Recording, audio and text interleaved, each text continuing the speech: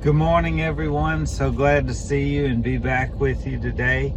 We're in Psalms 10, so this is a little bit longer psalm, so we're just going to get in and start reading it and see if there's anything worth pointing out after we get through it.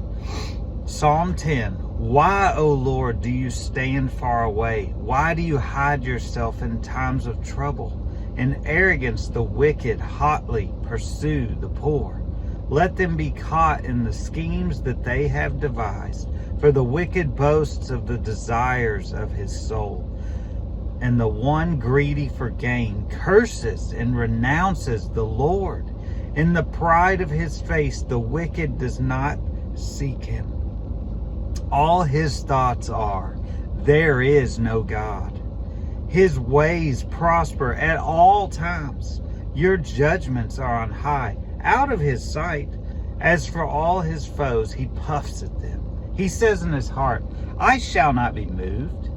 Throughout all generations, I shall not meet adversity. His mouth is filled with cursing and deceit and oppression. Under his tongue are mischief and iniquity. He sits in ambush in the villages. In hiding places, he murders the innocent. His eyes stealthily watch for the helpless. He lurks in ambush like a lion in his thicket. He lurks that he may seize the poor. He seizes the poor when he draws him into his net. The helpless are crushed, sink down, and fall by his might. He says in his heart, God is forgotten, and he has hidden his face. He will never see it. Arise, O Lord, O God, lift up your hand. Forget not the afflicted. Why does the wicked renounce God and say in his heart, you will not call to account? But you do see, for you note mischief and vexation, that you may take it into your hands. To you the helpless commits himself. You have been the helper of the fatherless. Break the arm of the wicked and evildoer. Call his wickedness to account till you find none. The Lord is king forever and ever. The nations perish from his land. O Lord, you hear the desire of the afflicted. You will strengthen their heart. You will incline your ear to do justice to the fatherless and the oppressed, so that man who is of the earth may strike terror no more. So I read this in Psalm 10, and it reminds us of some of the previous Psalms that we've read where there is a similar theme talking about how the evil are and how they act. And I think sometimes in the past when I've read this kind of thing, I've thought, man, people were really evil back then, and they did terrible things. But this just reminds me, as I hopefully get somewhat older and wiser, definitely getting older, that things have not changed. Nothing is new under the sun, that the wicked still act this way. They still take advantage of the poor day after day. We see that in our governments. We see that with the wealthy, with those who are only consumed with themselves. They seek out plans to trap those who are poor, to take advantage of those who are less fortunate and able to be taken advantage of. And they seem to say in their hearts, there is no God, and that they are not fearful of judgment, that we see very often that those who are, just look at those who are in our governing bodies, how they seem to go on and on and on with their ways prospering, that they seem to never pay the piper at all. It almost feels like it at times. That they just go on, and you sit there and think, well, your day is going to come.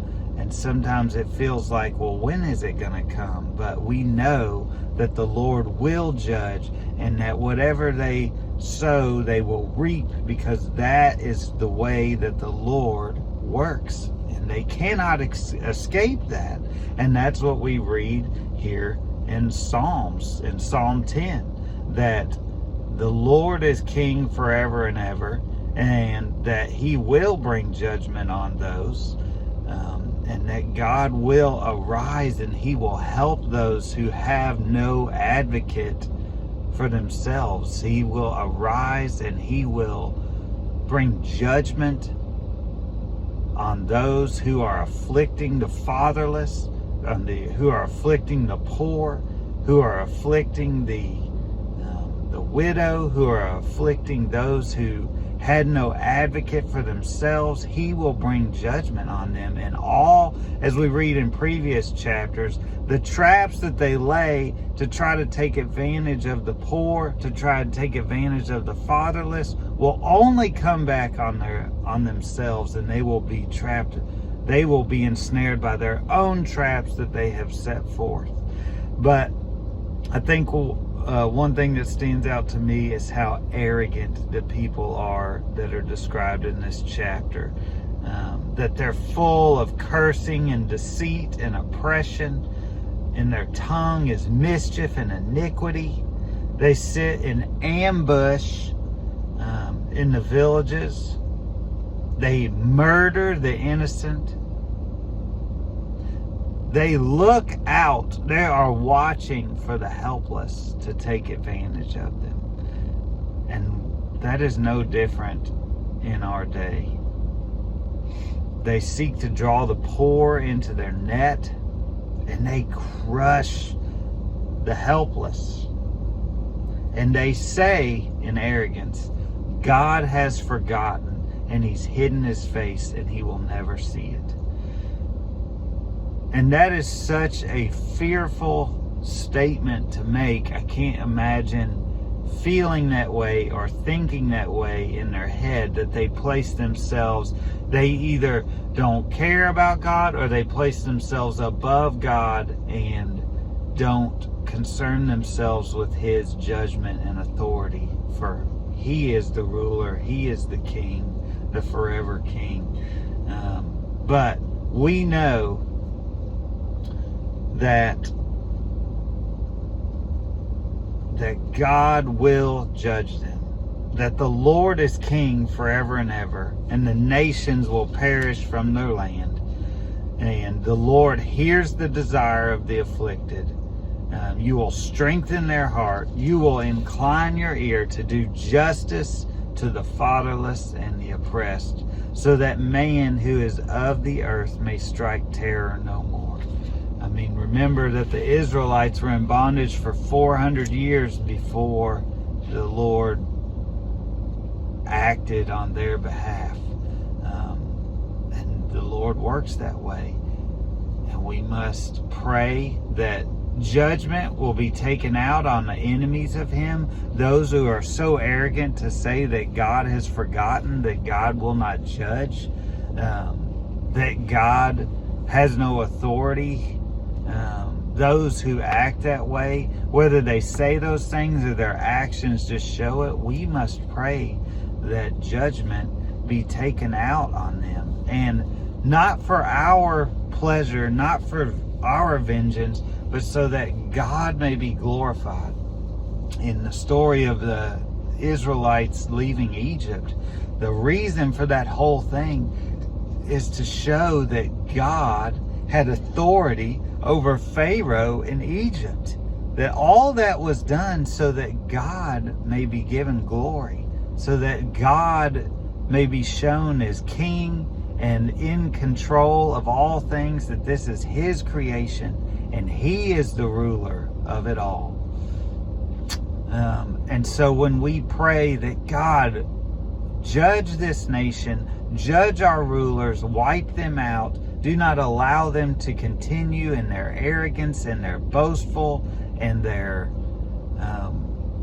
taking advantage of the poor and the helpless, whether it be an elected official or just whoever.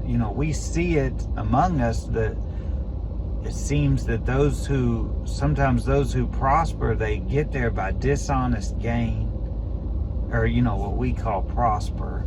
Get there by dishonest gain and take advantage of others. And we must pray that God may get glory over them, that they may not take their position and feel that they are the one who's in control, but that God is the one who's in control. And all this is His world, and He is in control of all of it.